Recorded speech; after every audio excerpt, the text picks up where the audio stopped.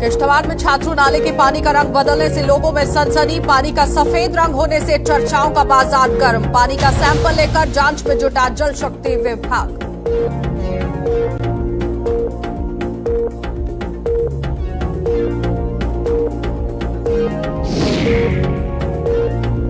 कठुआ जिले में तेज रफ्तार का कहर जारी। 2 सड़क हादसों में 2 लोगों की दर्दनाक मौत। हादसे में 6 लोग घायल।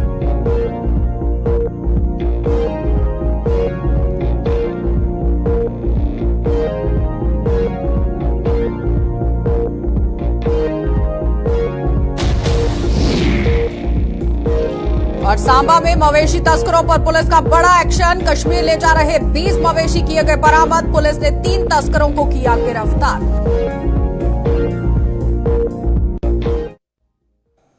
नमस्कार, बुलेटिन में आपका स्वागत है। मैं हूं आपके साथ आशा सरमाल। चलिए शुरुआत करते हैं जम्मू कश्मीर से जुड़ी खबरों की। सबसे पहले आपको किश्तवाड़ लिए चलते हैं, जहां पर आप देखिए किश्तवाड़ के मुगल मैदान इलाके के नजदीक ही छात्रू नाले का पानी संदिग्ध परिस्थितियों में बदल गया है और इस पानी का रंग सफेद हो गया है, जिससे स्थानीय लोग सकते में आ गए हैं। और खास बात यह है कि इस इलाके में कोई औद्योगिक इकाई भी नहीं है, लेकिन इसके बावजूद पानी के रंग बदलने से यहां चर्चाओं का बाजार गर्म हो गया है। और छात्रू के एसडीएम इंद्रजीत सिंह यहां पर आप देखिए किस तरह से बातचीत करते हुए नजर आए हैं।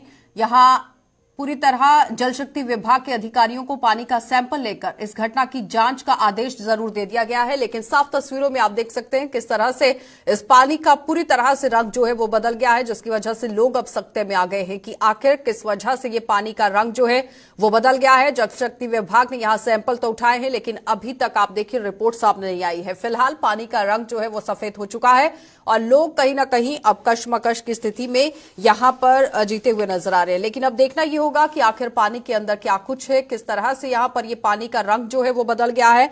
सबसे पहले देख लीजिए क्या कुछ कहना है।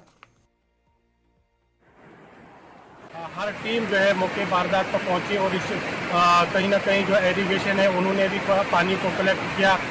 पुलिस ने भी इसको कलेक्ट किया और जो है महकमा फिशरीज ने भी इस पानी को कलेक्ट किया। और कहीं ना कहीं 1 घंटा के बाद जो है लगभग पानी थोड़ा थोड़ा जो है साफ होता गया।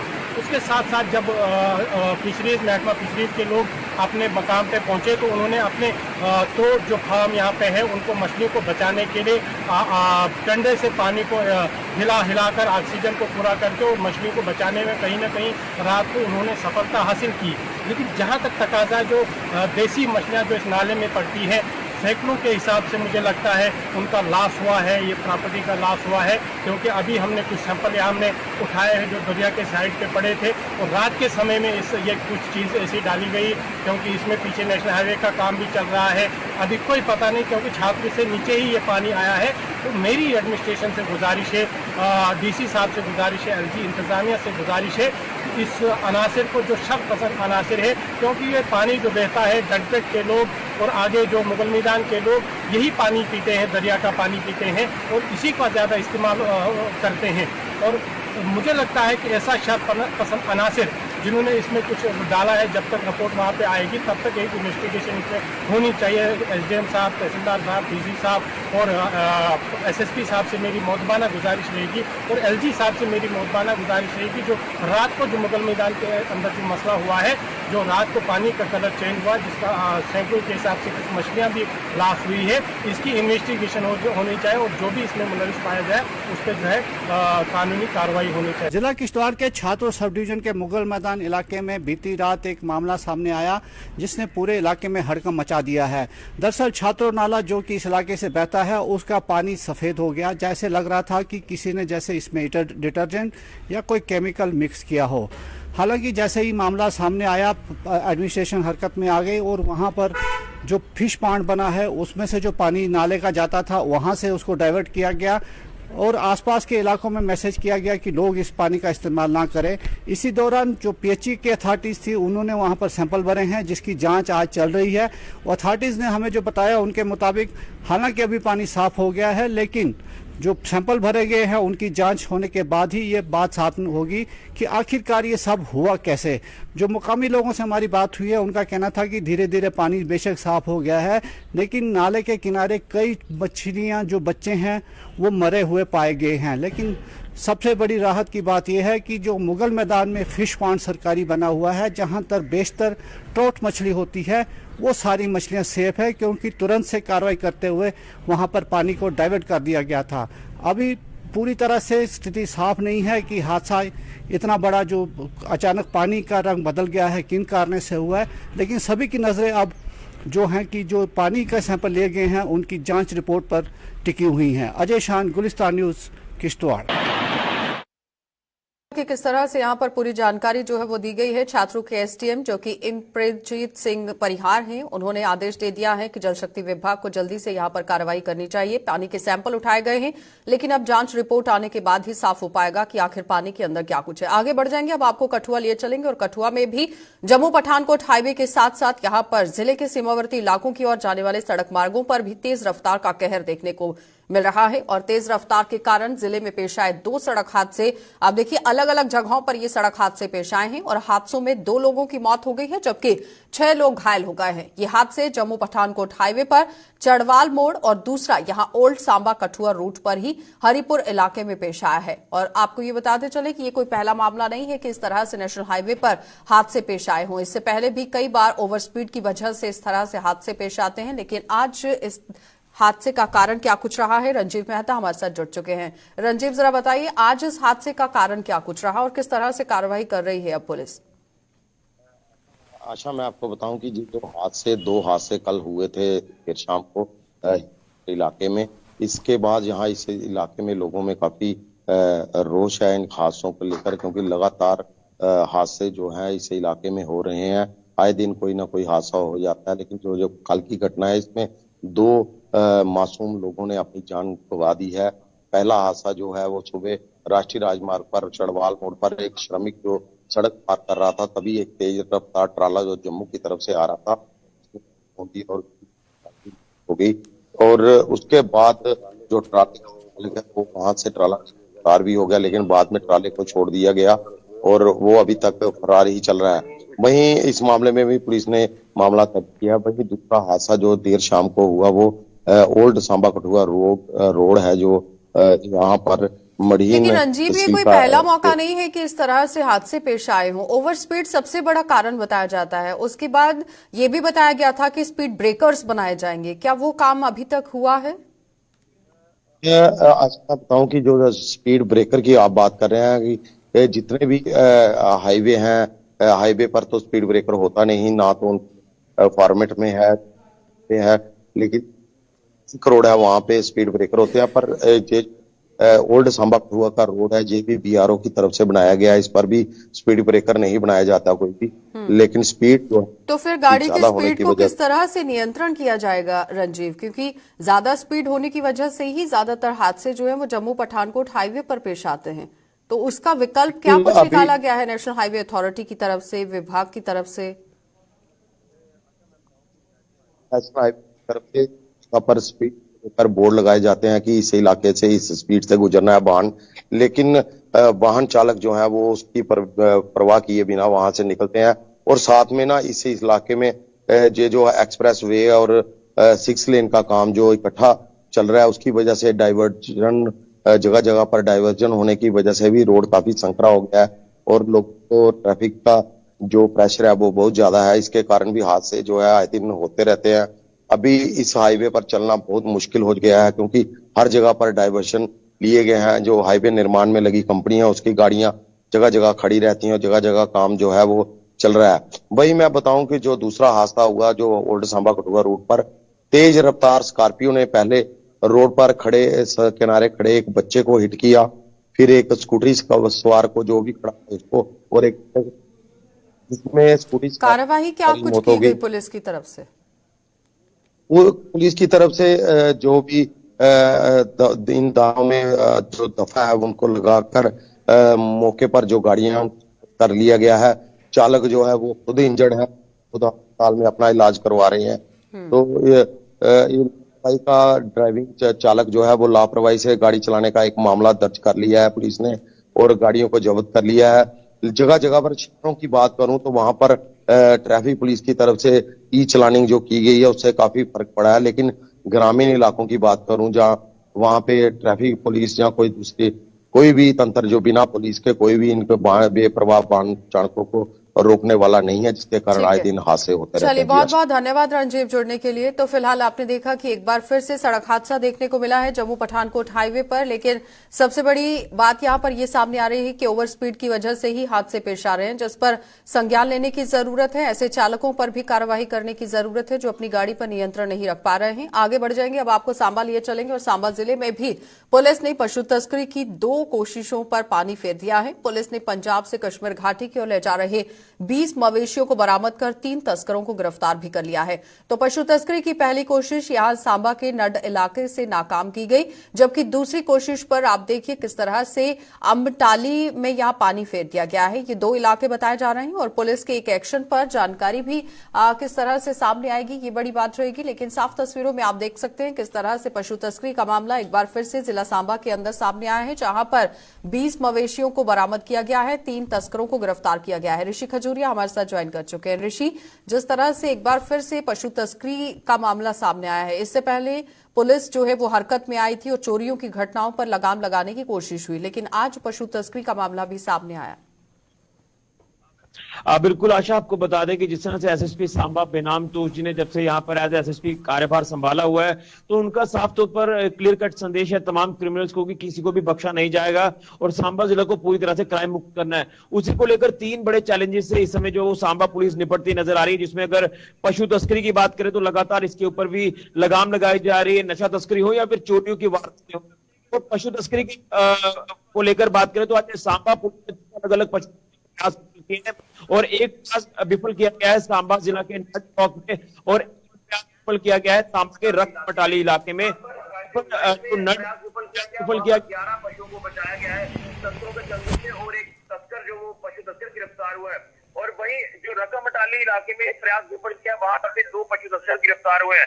तो ओवरऑल 3 तस्कर गिरफ्तार हुए हैं और 20 यहाँ पर पशुओं को बचाया गया है। और देखिए, हैरान करने वाली बात यह है कि जो रकम अटाली इलाके में ये तस्करी का प्रयास विफल किया गया है, यहाँ पर जो तस्कर है वो ऑन फुट इन तमाम पशुओं को जो है वो एक ठिकाने तक पहुंचाने की कोशिश कर रहे थे और वहां से आगे गाड़ियों में इनको लोड किया जाना था। और वहां जो हमें डिटेल मिल पा रही है कि जो दोनों तस्कर रकम अटाली इलाके में पकड़े गए हैं, ये विजयपुर के रक बरोटिया इलाके के रहने वाले हैं। यहाँ पर आपने देखा कि रक बरोटिया इलाका एक ऐसा हॉटस्पॉट एरिया है, रेड जोन एरिया है। यहाँ पर तमाम इलीगल एक्टिविटीज वहां पर जो वो अंजाम में लाई जाती है और लगातार पुलिस वहां पर अपना जो काम है वहां कर रही है, रेड तक वहां पर की जाती है। तो यहाँ से 2 जो तस्कर गिरफ्तार है उनकी पहचान इकबाल अहमद और भाग हुसैन के रूप में हुई है। वहीं अगर नट इलाके की बात करें तो नट में जो तस्कर पकड़ा गया है ये अहमद दीन है, ये पुंछ का रहने वाला है और ये कश्मीर घाटी की ओर ट्रक में जो पशुओं को जो ब्रूटल तरीके से बांधकर कश्मीर घाटी ले रहा था। और इसमें पूछताछ भी हुई होगी, पूछताछ में क्या कुछ बात सामने आई? देखिए, अभी इन्वेस्टिगेशन जारी है। अभी इन्वेस्टिगेशन में क्या कुछ चीजें सामने आएंगी इसको लेकर इंतजार करना होगा। जो ब्रीफिंग है वो एसएसपी सांबा भी यहाँ पर जरूर करेंगे। लेकिन जो नट का प्रयास विफल किया गया है, इसमें जो ट्रक पकड़ा गया है, ट्रक जो है उसमें लोहे की कुछ चीजें यहाँ पर इसमें लोड की हुई थी, जिसमें टीआर ये गार्डर वगैरह रहते हैं, तो उसको लोड किया हुआ था और एक कैविटी विशेष अंदर बनाई हुई थी कि अगर पुलिस कहीं नाके पर रोक ले इस ट्रक को तो उनको यही लगे कि इसमें लोड जा रहा है, इसमें कोई ऐसी इलीगल एक्टिविटी या इलीगल चीज नहीं है। लेकिन पुलिस को शक हुआ और उसी शक के आधार पर पुलिस ने इस ट्रक को रोका, जो कि पंजाब की ओर से आ रहा था और ये सांबा को क्रॉस करते हुए नड इलाके में पहुंचा और नड में तैनात पुलिस टीम ने इस ट्रक को धर दबोचे और चेकिंग के दौरान इसमें से 11 पशु पाए जाते हैं। तो ओवरऑल यही कहना है एसएसपी सांबा का कि कोई भी जो तस्कर है, चाहे वो पशु तस्कर है, नशा तस्कर है या फिर चोर है, इनको नहीं बख्शा जाएगा। ये एंटी सोशल एलिमेंट है जो समाज के अगेंस्ट काम करते हैं, यहाँ पर माहौल को खराब करते हैं। और इसमें अगर समुदाय विशेष के कुछ शरारती तत्वों की बात करें तो उनकी धरपकड़ लगातार पुलिस ने तेज की है और कहीं ना कहीं इस तरह के प्रयास जो लगातार हमें देखने को मिल रहे हैं, तो इसमें हिंदू सेंटीमेंट को भी लगातार हर्ट किया जा रहा है। उसी को लेकर यहाँ पर एसएसपी सांबा, उनके नीचे जो भी तमाम ऑफिसर्स है वो अब लगातार काम कर रहे हैं। बहुत बहुत धन्यवाद ऋषि। जुड़ने के लिए। तो फिलहाल आपने देखा कि ऋषि खजूरिया हमारे साथ जुड़े हुए थे, जो पूरी तरह से जानकारी दे रहे हैं कि किस तरह से पशु तस्करी के मामले जो हैं उस पर भी नकेल कसने की कोशिश की जा रही है, क्योंकि पिछले दिनों लगातार आपने देखा चोरी की घटनाओं पर किस तरह से नकेल कसने की कोशिश हुई। 11 मवेशियों को पकड़ा गया है और अलग ही तरीके से मवेशी जो है वो इस पूरे ट्रक के अंदर भरे गए थे, जिसका पर्दाफाश यहां पुलिस ने कर दिया है। आगे बढ़ जाएंगे, अब आपको सुरनकोट लिए चलते हैं। सुरनकोट तहसील यहां कॉम्प्लेक्स की ही इमारत खस्ता हालत में पहुंच चुकी है और इस इमारत में 2 सिविल कोर्ट और एसडीएम कार्यालय सहित अन्य कार्यालय भी है। और दुनिया भर में पेश आ रहे भूकंप की घटनाओं के बाद इस इमारत में स्थित तमाम कार्यालयों के मुलाजिमों के साथ साथ वकीलों में भी दहशत का माहौल है। इन लोगों का आरोप है कि इस इमारत को पहले ही अनसेफ घोषित किया जा चुका है, लेकिन इसके बावजूद भी इस कार्यालय में कार्य चल रहा है और इन लोगों ने इस इमारत के निर्माण पर भी सवालिया निशान उठा दिए हैं और कह दिया है कि भूकंप के एक छोटे से झटके से ये इमारत ताश के पत्तों की तरह बिखर जाएगी। लेकिन सब जानते हुए भी प्रशासन मूक दर्शक बनकर तमाशा देख रहा है और लोगों ने इस इमारत से कार्यालय को दूसरे स्थान पर शिफ्ट कर इमारत को गिराकर नई इमारत का निर्माण करने की मांग कर दी है। और आपको ये भी बताते चले कि यहाँ पर क्यों चुप्पी साधी गई है, किस तरह से यहाँ पर पूरी जानकारी दे रहे हैं, जरा देख लीजिए क्या कुछ कहना है। दुनिया भर में देख रहे हैं कि ज़लज़ले जिस तरह से आ रहे हैं, दुनिया में एक बड़ा खतरे का माहौल बना हुआ है। और तुर्की को देख लीजिए आप, के साथ साथ आप शाम को देख लीजिए, सीरिया को देख लीजिए, और भी बहुत सारे मुल्क में जो है ज़लज़ले आए हैं और बहुत ज़लज़ले खतरनाक किस्म के आए हैं। इसी की निस्बत जो पेशन गोइयाँ चल रही है इस वक्त मुतल्लिका हकाम की जानब से, जो ज़मीन के ताल्लुक से जानते हैं कि ज़मीन की असल नौयत क्या है, वो किस किस्म का ज़लज़ला आ सकता है, उस किस्म की जो चल रहा है पेशन गोइयाँ जारी हैं। बताया गया है कि ज़लज़ला आने वाला है, जम्मू कश्मीर भी एक हाई थ्रेट पे है। इसी के साथ साथ मैं जहाँ तक समझता हूँ, जो हमारी ये तहसील कम्प्लेक्स की इमारत है, ये 1999 से कबल की तामीर की गई है इमारत है। इसमें किसी किस्म का कोई पिलर नहीं है, किसी किस्म की कोई कंक्रीट नहीं है, सरिया नहीं है, ये सिर्फ पत्थरों की चुनाई से बनाई गई है इमारत है। अगर ज़रा सा भी झटका, मैं ये समझता हूँ 4.3 या 4.5 या 4.67 का अगर ज़लज़ला होता है, इस इमारत ने मुनहदम हो जाना है, ये डैमेज हो जाएगी। इसकी निस्बत से मुतल्लिका हकाम ने आज से 2 साल कबल पहले भी इस बिल्डिंग को अनसेफ डिक्लेयर कर दिया हुआ है। यह हमारी डिस्ट्रिक्ट एडमिनिस्ट्रेशन को भी पता है, हमारी तहसील इंतजामिया को भी पता है और मुतल्लिका हकाम को भी। मान लीजिए कि यहाँ पर बड़ा हादसा हो सकता है, यानी पर डे अगर ये गिर जाए, खुदा न खास्ता अगर ये गिर जाए तो 500 लोग जा सकते हैं, जान जा सकते हैं। सरकार से अपील नहीं की सर? हमारी सरकार से यही अपील है, अगर वो सुन सकते हैं तो हमारी यही अपील है कि इस जो ये यहाँ पर कायम शुदा दफातर हैं, इनको यहाँ से मुंतकिल किया जाए और इस इमारत को जो है सरकारी तौर पर अगर इसको मुनहदम करके असरनो तामीर की जाए, ये मेरी नज़र में ये बेहतर रहेगा। क्योंकि जब जाने चली जाएगी तो फिर NDRF आएगी, रेस्क्यू आएगा, रेड क्रॉस से देंगे, फलां रिलीफ देंगे, लेकिन इंसान नहीं आएंगे। तो मैं ये समझता हूँ कि रेड क्रॉस से और रिलीफ देने से बेहतर है कि इसी इमारत को बनाया जाए ताकि इंसानी जाने बच सके। तकरीबन ये सामने के छज्जे और जो भी इसका स्ट्रक्चर है वो तकरीबन आधा जो है वो डैमेज हो चुका है और इसको अनसेफ डिक्लेयर कर दिया गया है। यहाँ पे 5 मजिस्ट्रेट, ट्रेजरी ऑफिसर, कम से कम मिनी सेक्रेटरी इसको कहा जाता है यहाँ सुरनकोट में। दिन में कितनी रफ्तार, कितने लोग होते हैं?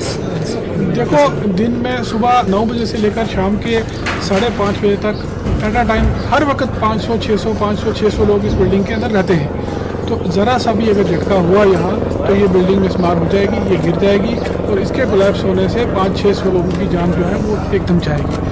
तो ये जो है पहले भी हमने वाज़ा किया था, सरकार के कानून तक जो भी नहीं रेंगी है, इसको जो है वो डैमेज करना चाहिए, इसको असरनो तामीर करना चाहिए और ये लोगों की जानें जो है महफूज करनी चाहिए। अगर डिस्ट्रिक्ट पुलिस के जम्मू कश्मीर रियासत में अगर ऐसा झटका जैसे अभी कियासराई की जा रही है कि ज़लज़ला होने वाला है, अगर हो गया, ये तो 8-9 को बता रहे हैं, अगर यहाँ 3 का भी हो गया तो जो है ये सबसे बड़ा नुकसान होगा। चलिए, तो फिलहाल आप देख रहे हैं कि इस बिल्डिंग को लेकर किस तरह से लोगों की प्रतिक्रियाएं सामने आई हैं कि अनसेफ इसे घोषित किया गया है। इसी पर ज्यादा जानकारी लेंगे। आकाश मलिक हमारे साथ जुड़ चुके हैं। आकाश, अगर बिल्डिंग को अनसेफ घोषित किया गया है तो अभी तक काम क्यों चल रहा है बिल्डिंग के अंदर? ऐसा मैं आपको बताता चलूं, ये बिल्डिंग जो है तहसील कम्प्लेक्स सुरनकोट की बिल्डिंग है। 1999 में जो है डॉक्टर फारूक अब्दुल्ला के हाथों से इनॉग्रेशन हुआ था। उसके बाद जो है कई बार यहाँ पे बमबारी हुई और यहाँ पे थोड़ा सा बिल्डिंग की डैमेज भी हुई। और आज की बात करें कि 2014 से पहले जो है इसको अनसेफ करार दिया गया इस बिल्डिंग को। लेकिन आज भी इस बिल्डिंग के अंदर दिन में जो है 5 कोर्ट भी लगते हैं, जिसमें सिविल कोर्ट्स भी हैं, जजेस भी बैठते हैं। और लेकिन उसके बाद भी जो है ये बिल्डिंग जो है काफी जो है इसकी जो हालत है काफी खस्ता हाली की आकाश, शिकार किसी है। आला अधिकारी से कोई बातचीत करने की कोशिश की गई कि आखिर अनसेफ है बिल्डिंग, उसके बाद भी काम चल रहा है और अगर कोई हादसा पेश आता है तो उसका जिम्मेदार कौन होगा?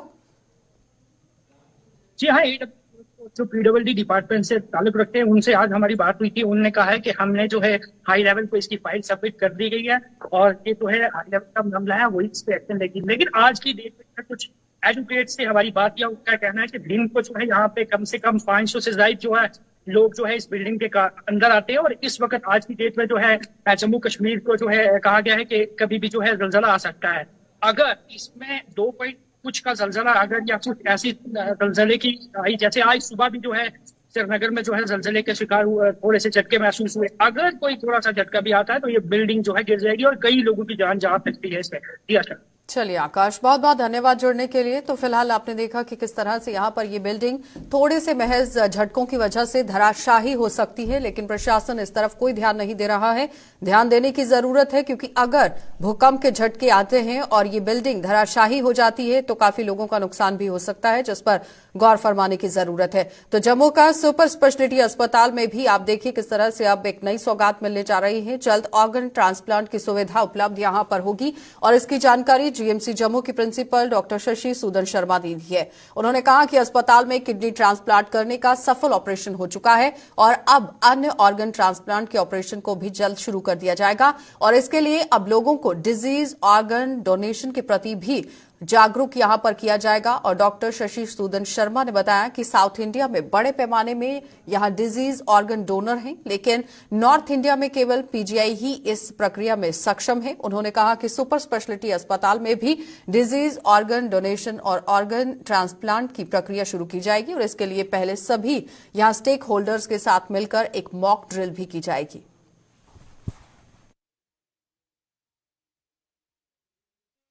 टिश्यू ट्रांसप्लांट ऑर्गेनाइजेशन हमारे यहाँ पे जो UT of Jammu and Kashmir की है वो जीएमसी जम्मू में है और इसमें है कि ऑर्गन ट्रांसप्लांट्स का जो प्रोग्राम और ऑर्गन डोनेशंस का अभी जो हमने किडनी ट्रांसप्लांट का यहाँ सिलसिला जारी हो चुका है हमारे मेडिकल कॉलेज में सुपर स्पेशलिटी में। इसमें लाइव डोनर्स थे, यानी नियर्स एंड डियर्स, ज़्यादातर मदर्स ने या वाइफ्स ने या संबंधियों ने ऑर्गन्स डोनेट किए।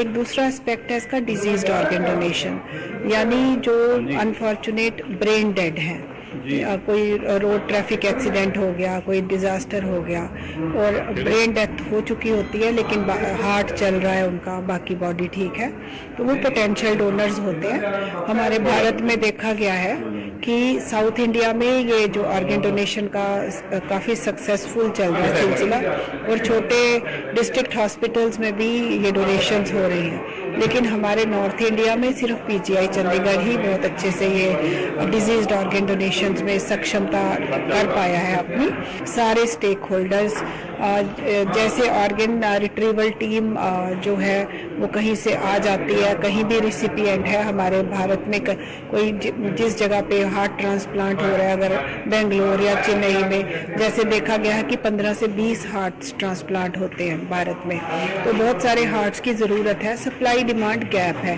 तो ये एक अनफॉर्चुनेट डिजीज जो ब्रेन डेड था उससे 7 से 8 जिंदगियां बच सकती हैं। Liver, pancreas, small bowel, heart, 2 kidneys, 2 lungs वो डोनेट कर सकता है। तो एक ग्रीन कॉरिडोर हम क्रिएट कर पाएँ और एक सक्सेसफुल डिजीज्ड ऑर्गन डोनेशंस हो पाएँ, इसके लिए आज एयरपोर्ट अथॉरिटी हमारी यहाँ की और ट्रैफिक पुलिस, यहाँ की लोकल पुलिस, फोरेंसिक, ये सारे डिपार्टमेंट्स ने इकट्ठे बैठ के एक फिर से सलाह की है कि जल्दी ही हम पहले मॉक ड्रिल्स करेंगे और फिर ये प्रोग्राम यहाँ पे शुरू हो जाएगा। तो जम्मू स्थित सेंट्रल संस्कृति यूनिवर्सिटी में भी यहां जल्द ही 3 दिवसीय उत्तर क्षेत्र युवा महोत्सव का आयोजन किया जा रहा है और इस युवा महोत्सव की शुरुआत 20 फरवरी से होने जा रही है, जो 22 फरवरी को संपन्न होगा। तो जम्मू में आज एक प्रेस कॉन्फ्रेंस के दौरान यूनिवर्सिटी के डायरेक्टर प्रोफेसर मदन मोहन झा ने ही, यहां पर आप देखिए ये मदन मोहन झा हैं, जिन्होंने बताया कि इस युवा महोत्सव का आयोजन श्री माता वैष्णो देवी श्राइन बोर्ड के सहयोग से किया जा रहा है, जिसमें उत्तर भारत के इस यूनिवर्सिटी कैंपस भी किस तरह से भाग लेती हुई नजर आएगी। यूथ फेस्टिवल है जो हमारे कैंपसों में, हमारे आदर्श महाविद्यालयों में छात्र संस्कृत के छात्र होते हैं, उनके लिए भी क्रीड़ा प्रतियोगिता है जो जोनल लेवल पर है और इसमें छात्र उत्साह से भाग लेते हैं। और देखेंगे कि संस्कृत में कबड्डी भी होगा तो उसकी कमेंट्री संस्कृत में होगी। जो भी कंप्यूटेशनल संस्कृत का भी, संस्कृत और कंप्यूटर का, इसकी भी प्रतियोगिता होगी। संस्कृत गीत कंपटीशन है, संस्कृत नाट्य कंपटीशन है। तो ये सब छात्र, सारे छात्र, संस्कृत के छात्र को भी अगर ये सब करने का मौका मिलेगा तो संस्कृत के प्रति रुचि बढ़ेगी। इसलिए यह इस यूथ फेस्टिवल का आयोजन किया जा रहा है जो जोनल लेवल पर है। और इसको हम इस वर्ष माता श्री वैष्णो देवी साइन बोर्ड के साथ मिलकर आयोजन कर रहे हैं, वह कटरा में है। इसमें हमारे 10 कैंपस भाग ले रहे हैं जो हरियाणा, उत्तर प्रदेश, हिमाचल प्रदेश, उत्तराखंड, जम्मू कश्मीर के 10 कैंपस हैं। चलिए, बुलेटिन में फिलहाल इतना ही। देश और दुनिया की खबरों के लिए आप बने रहिए गुलिस्तान न्यूज के साथ।